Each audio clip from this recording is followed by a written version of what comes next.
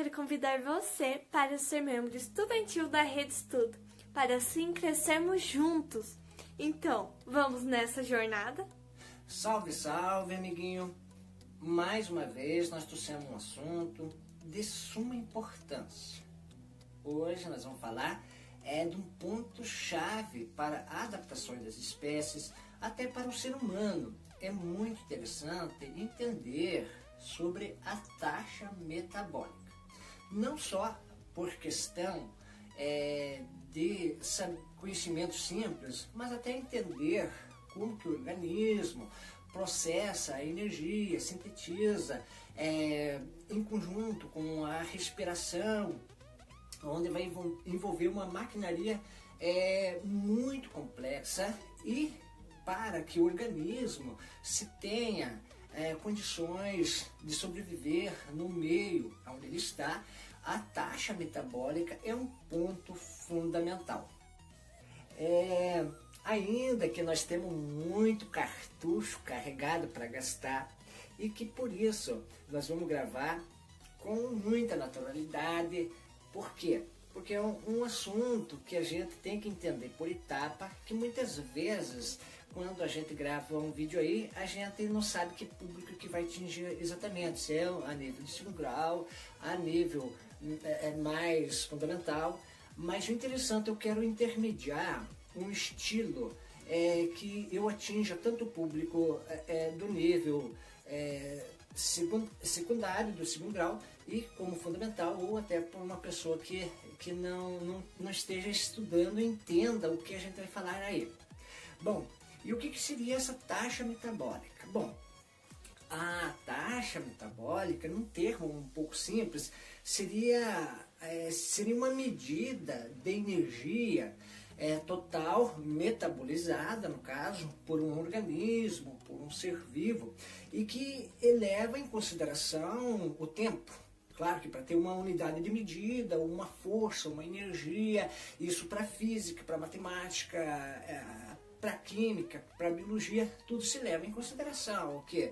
A quantidade, o tempo, e no caso, na condição que estamos falando da energia e da biologia, vai envolver a metabolização do que? Da energia, e num período de gasto e produção dessa energia.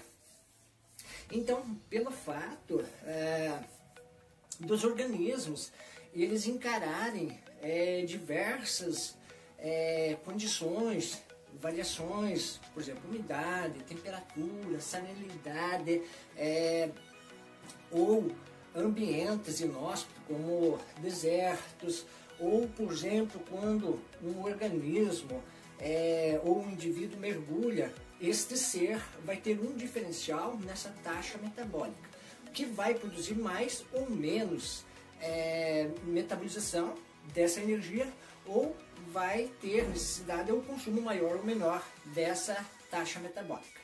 A taxa metabólica padrão, ela ocorre quando um organismo está em nível de repouso, sem estresse, no caso físico, térmico ou psicológico. Por exemplo, o estresse térmico, os organismos que vivem no deserto, esses sim encaram um estresse térmico muito grande. Por quê? Porque durante a noite eles encaram calor intenso, e durante o dia um frio abaixo de zero até, né?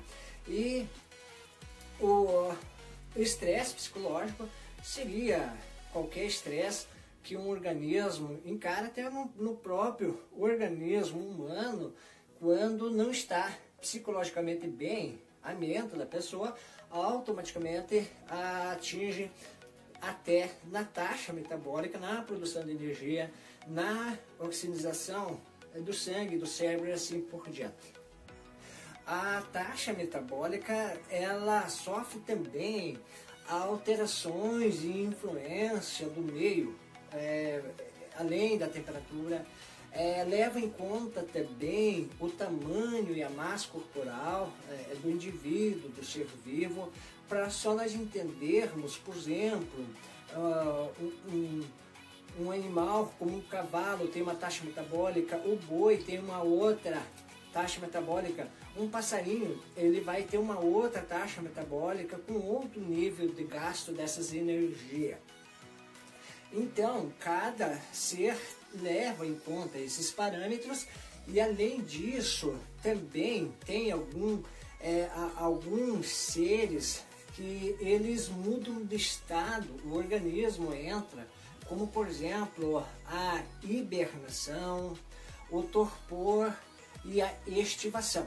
Então, daqui a pouco nós vamos falar sobre o que é hibernação, o que é estado de torpor e estivação. A hibernação é quando o bicho ou o animal, como queiram entender, ele entra em um estado de sonolência e inatividade, apresentando uma diminuição da taxa metabólica, no caso, e que esta é denominada de uma letargia. Né? Eles tornam um organismo bastante lento, aonde vai aguardar as condições ambientais, se é por causa, por exemplo, das baixas temperaturas, esse organismo vai ficar no estado de letargia, no estado de hibernação, até quando este ambiente vai dar condições aonde esse organismo tenha a melhor adaptabilidade para viver. E muitas espécies que fazem essa hibernação, né? E em especial os animais que têm o sistema de endotermia, ou animais endotérmicos. E logo nós vamos explicar o que são animais endotérmicos.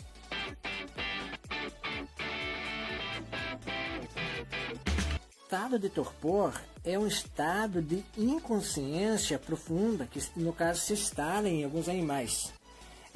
E ocorrem algumas alterações fisiológicas e comportamentais profundas. E eles poupam energia até que as condições ambientais também possibilitem a aquisição de fontes de energia, né?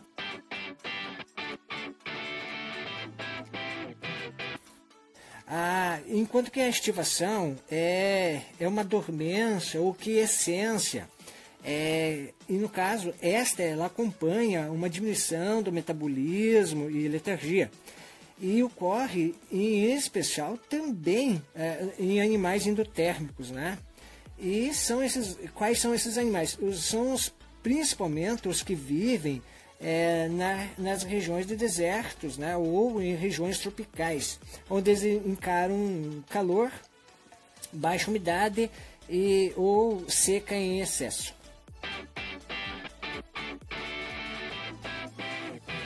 Mas eles enfrentam mudanças de salinidade com uma variação muito grande. E essas espécies elas são chamadas de diádramas. Eles migram uma distância bastante grande entre rio e o mar aberto, no caso, e nas espécies costeiras, e que elas vão enfrentar uma variação muito grande de salinidade. Por quê? Porque eles vão encarar a diferença das marés, as diferenças de níveis de chuvas, ou até o volume de água proveniente de fontes dos rios, né?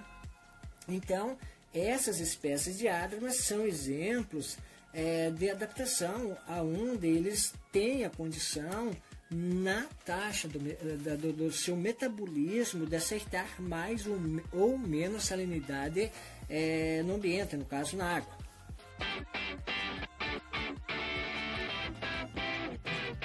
As espécies anádramas são as espécies de animais que, no caso, eles vivem no meio marinho enquanto adulto, mas eles se deslocam para os rios na época da reprodução e lá se reproduzem. Então, essas espécies que fazem esse tipo aí, esse comportamento aí, são considerados espécies anádramas.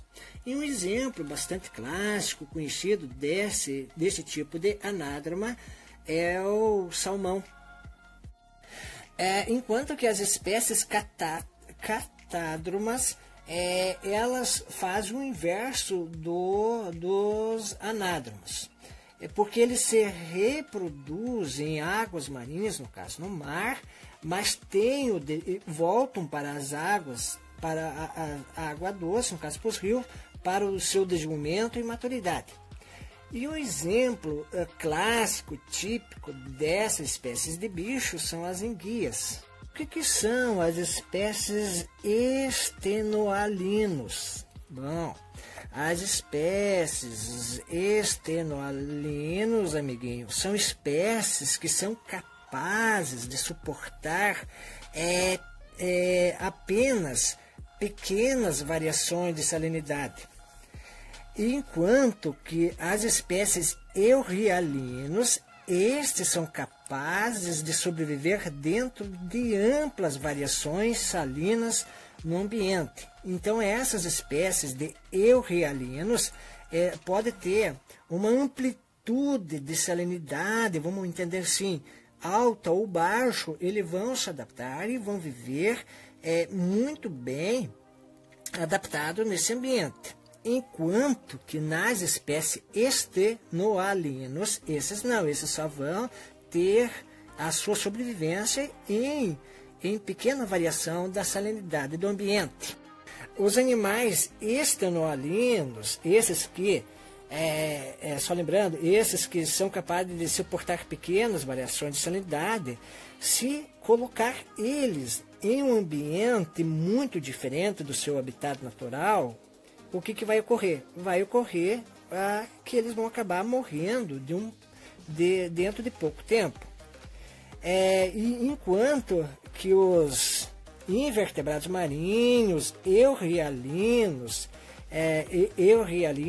os que são capazes de sobreviver dentro de amplas variações de sal no ambiente, esses sim, como por exemplo as ostras mariscos, por exemplo, né? Eles possuem células com capacidade impressionante para a regulação do seu volume. E o que daria para nós falar ou entender por animais xéricos? Vamos falar bem genericamente. Bom, os animais, só lembrando que lá quando a gente estuda na fisiologia vegetal, a gente fala sobre plantas xerófilas. Xerófilas quer dizer que é organismo que não depende de muita água ou que é adaptada para sobreviver com pouca água. Mas aqui nós estamos falando sobre metabolismo, principalmente o metabolismo da espécie animal. Aí nós estamos tratando de organismos vivos animal, e se transferir para esse tipo de matéria aqui, nós vamos entender que são espécies de animais como alguns mamíferos, aves, répteis, insetos, aracnídeos. Essas espécies, sim, elas são xéricos, animais xéricos. Por quê? Por exemplo, uma ave, ela não depende de muita água para sobreviver. Os répteis dependem de umidade, mas são capazes de sobreviver com pouca água. Os insetos, eles não dependem de muita água, né? Os aracnídeos e assim por diante. Enquanto que, por exemplo, se comparar com peixes, aí sim tem a necessidade totalmente da ocupação aquática, né? Então, animais xéricos são capazes de viver em ambientes secos ou com pouca água, né? Então, é bem genérico, bem simples entender o que são animais xéricos. Alguns exemplos excepcionais de algumas espécies que se adaptaram no ambiente, nós podemos considerar, por exemplo, o camelo. O camelo, no corcovo do camelo, ele tem uma reserva muito grande de gordura, e essa gordura entra no processo da metabolização, com oxidação, aonde dá as condições com que este animal aguente um período muito prolongado sem beber água. Por quê? Porque ele controla a taxa do seu metabolismo com essa gordura. Então, por essa razão, por exemplo, um camelo ele pode aguenta uma desidratação até 30%. Se você pegar um cavalo, um boi e fazer com que o organismo dele se desidrate 10, 15%, automaticamente não vai resistir, vai acabar morrendo. E o camelo tem condições de sofrer uma desidratação muito elevada por causa da taxa do metabolismo, por causa desse metabolismo que ele processa dessa forma, usando esse mecanismo aí. Uma outra forma que os camelos têm de controlar a taxa do seu metabolismo, eles fazem o seguinte: eles elevam a temperatura do seu corpo durante o dia em até 6 graus Celsius. Isso durante o dia ele aumenta. E durante a noite ele reduz na mesma proporção, reduz 6 graus Celsius durante a noite. E essa condição faz com que a temperatura do corpo do animal e do ambiente seja, no caso, menor. E que vai reduzir com isso a perca de água. Então, ele controla essa taxa do metabolismo, que se torna um animal com essas condições. A taxa metabólica ela vai diferenciar em muitos organismos. Por exemplo, um ponto bastante interessante nas espécies dos ratos cangurus, por exemplo, eles vivem em regiões desérticas, principalmente na região norte das Américas, né? E eles têm uma alimentação à base de alimentos secos. E que essas espécies eles nunca bebem água. Apenas as fêmeas, em período reprodutivo, aí sim, eles necessitam de ingerir a água com a finalidade da produção de leite. Mas os machos que estão lá, eles não têm necessidade de ingerir água. E o que ocorre aí? É a taxa metabólica desse organismo, dessa espécie que é adaptada para essa condição. Durante o exercício físico, é possível aumentar a quantidade de oxigênio disponível, aumentando a taxa de circulação do sangue. E nesse caso, aumentando a taxa de circulação sanguínea, vai aumentar o quê? O débito cardíaco. E uma outra condição também que o organismo pode optar é com que ele extraia mais oxigênio do sangue e que nessa condição vai fazer a diminuição da concentração venosa do oxigênio. E algumas espécies que realizam simultaneamente essas duas condições seriam os mamíferos e as aves.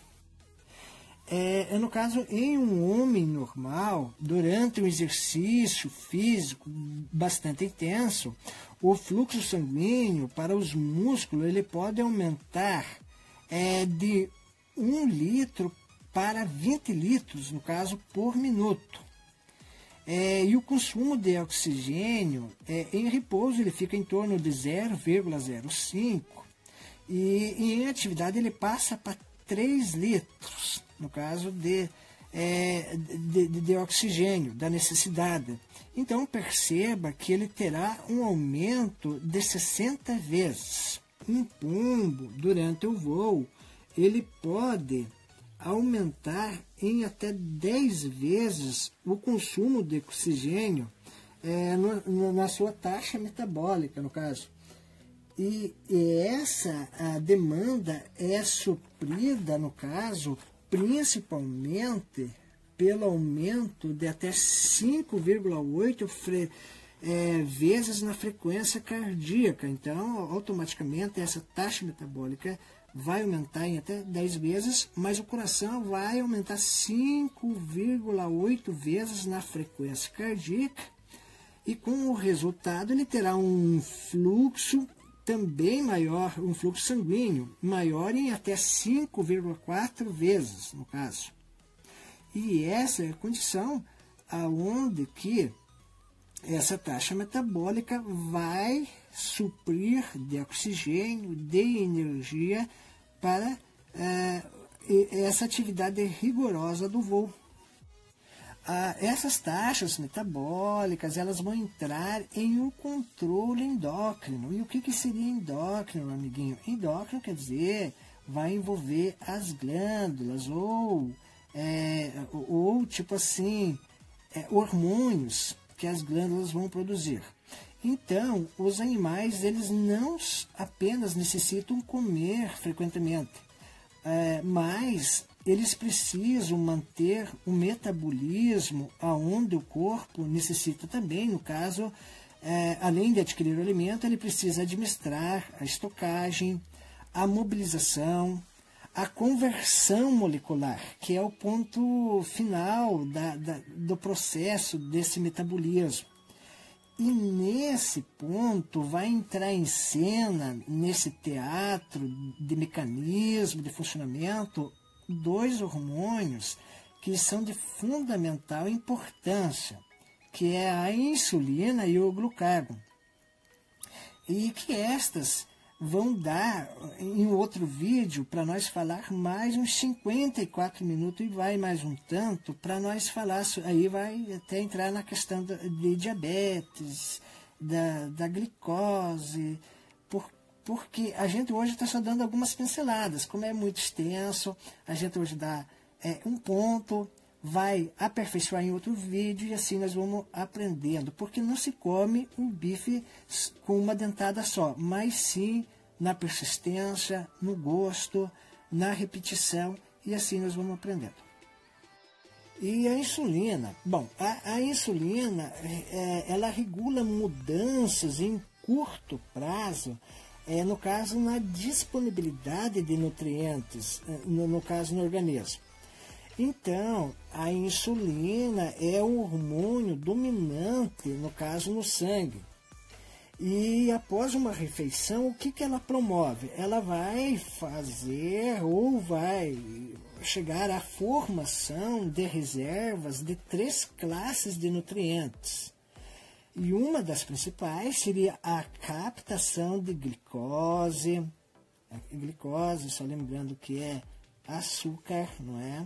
Ácidos graxos e aminoácidos do sangue, e que vai para os tecidos, como os músculos e tecido adiposo também. No caso, como a insulina ela causa uma queda nos níveis de glicose no sangue, se diz então que ela promove o quê? Promove um efeito hipoglicêmico. E que quando nós vamos for falar sobre a glicose, sobre diabetes, aí nós vamos explicar o que significa esse hipoglicêmico, não é, Luana? Mas hoje nós estamos com preguiça de falar sobre hipoglicêmico, mas vamos falar em outro vídeo. Quando um indivíduo ingere um alimento com carga de glicose alta, o que vai acontecer? O pâncreas, no caso, vai ser estimulado a liberar o quê? A insulina no quê? Na circulação, certo? Até aqui nós estamos indo bem. Agora vamos caminhar da mesma forma. Bom, a insulina, no caso, ela vai se ligar a receptores, no caso, específicos dessas células-alvo, né? As células especializadas, e vão fazer com que estas apresentem receptores para a glicose que vai permitir a sua captação pelas células. O que é ela? Ela vai receber essa glicose. Mas existem tecidos que não necessitam dessa ação dessa insulina. No caso, para a captação da glicose. Como, por exemplo, o cérebro, o fígado. Esses sim, eles possuem receptores que captam essa glicose de forma contínua, sem o estímulo da insulina. O nosso muito obrigado por você ter assistido até o final.